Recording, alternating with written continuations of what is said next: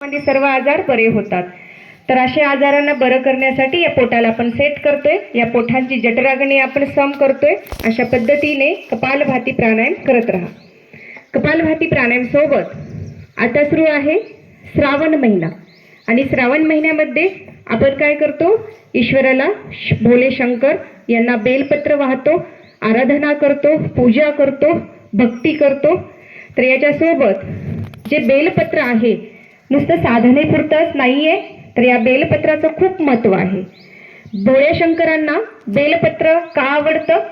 कारण असं सांगितलं गेलेलं आहे की आपली जी पार्वती माता जी भक्ती करत असते वेळेस त्यांच्या डोळ्यातून अश्रूतून हे निर्माण झालं असं सांगितलं जातं। परत म्हणून महादेवाला हे बेलपत्र खूप आवडीचं आहे। तसंच आपले जी विष्णू आहेत, विष्णुदेव, त्यांनी सुद्धा असं सांगितलेलं आहे की 3 जे दळ आहेत बेलपत्राचे त्याच्यामधील एक दळ हे माझं आहे, म्हणजे माझा डोळा आहे, असं विष्णू म्हणून त्यांनी अर्पण केलेलं आहे असंही सांगितलं जातं।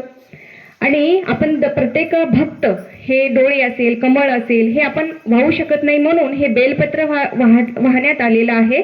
आणि हे बेलपत्र आपल्या भोळ्या शंकरांना आवडतं बेलाचं पानं, माझ्या शंकराला आवडतं बेलाचं पानं, म्हणून आपण रोज दर सोमवारी श्रावण महिना बेलपत्र वाहतो।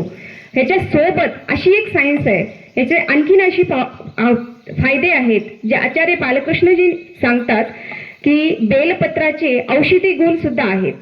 औषधी गुण जे आपले ऋषी सांगतात, धर्म अर्थ मोक्ष हे असे जे कर्म असतात, धर्म अर्थ काम आणि मोक्ष, जे काम म्हटलं गेलेलं आहे, काम कशाला म्हटलं गेलेलं आहे, वासनेला म्हटलेलं गेलेलं आहे किंवा भोगाला म्हटलं गेलेलं आहे।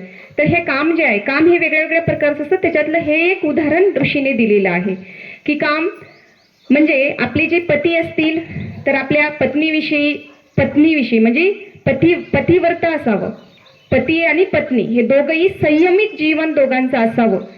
आणि संयमित जीवन असेल तर त्यांना रोग किंवा आजार निर्माण होणार नाहीत। आज आत्ताची पिढी संयमित नसल्यामुळे किंवा आता या कलियुगामध्ये तुम्ही पाहताय की अनेक लोकांना एड्स सारखे रोग भयानक वाढलेले आहेत। तर एड्स हे रोग जर आपल्याला न होऊ द्यायचं असेल तर आपल्याला भक्ती करावी लागेल, साधना करावी लागेल, आपल्याला संयमित ठेवावं लागेल। आणि त्याच्यासोबतच एक औषधी म्हणजे बेलपत्र आहे। बेलपत्राने आपण संयमित राहायला शिकतो, जे औषधीचा गुण आहे असं सांगितलं गेलेलं आहे।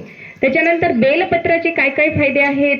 बेलपत्र जर आपण त्याचा ज्यूस किंवा त्याचं जे काढा करून पिलं, बेलपत्राला थोडंसं हे करून बेलपत्र पाण्यात टाकून जर आपण पिलं तर रक्तपदर, पांढरा पदर, लाल पदर हे सुद्धा कमी होण्यास मदत होतं ह्या बेलपत्राने। हे औषधी आहे, ही औषधी आपल्याला माहिती असावी।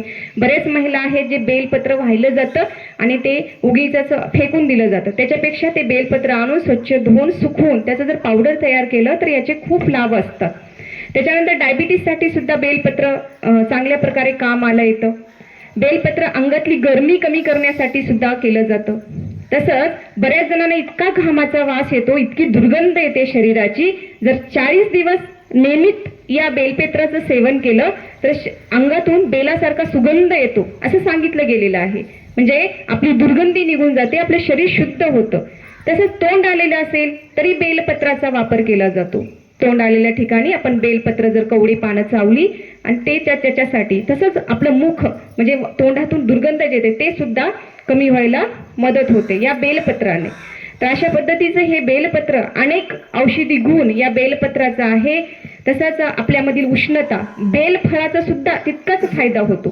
बेलफळ जे असतं ते जर सुंठ आणि बेलफळ घेतलं तर आपल्या पोटासंबंधी सर्व तक्रारी, जे मोशन लागतं, कुणाकुणाला जेवण झालं की लगेच मोशनला जावं लागतं, कोलायटिस सारखा आजार म्हणतात त्याला, काय म्हणतात, कोलायटिस, ते कोलायटिस सारखा सुद्धा आजार बेलचूर्ण मिळतं। आपण म्हणतो की अरे परमपूज्य स्वामीजी प्रोडक्ट पण विकतात, औषधी पण विकतात, असं बरेच स्वामीजी परमपूज्य स्वामीजींना म्हणतात, पण ही एक सेवा आहे। हे काय आहे? बेलपत्र। आपण आता बेलपत्र आपल्याकडे आहे पण काही जणांना ते भेटत नसतं, मग त्याच्यासाठी त्यांनी बेलफळाचं चूर्ण असेल, बेलपत्राचं चूर्ण असेल, बेलवादी ड्रॉप असतील, कानासाठी सुद्धा इतका फायदा करतो बेलपत्राचा जे की बेलवादी ड्रॉप सुद्धा निघालेला आहे, जे कानामध्ये टाकलं की आपल्या कानाचा सुद्धा त्रास कमी होतो. तर असा हा बेलपत्राचे आपल्याला फायदे माहिती असावेत. आपण भोळ्या शंकरांना वाहतो श्रद्धा भक्ती भावाने. जिथे श्रद्धा आहे तिथे देव आहे, जिथे भाव आहे तिथे देव आहे. देवाचंही आपल्याला आशीर्वाद आणि त्याच्यासोबत हे बेल जे वृक्ष आहे त्याला आपण हे जे शरण गेलं पाहिजे. जास्तीत जास्त बेल झाडांचं वाढ झाली पाहिजे आणि हे बेल जे पत्र आहे हे औषधी आहे, हे सुद्धा जनाजनापर्यंत आपलं पोहोचलं पाहिजे. कपालभाती प्राणायाम करत राहा.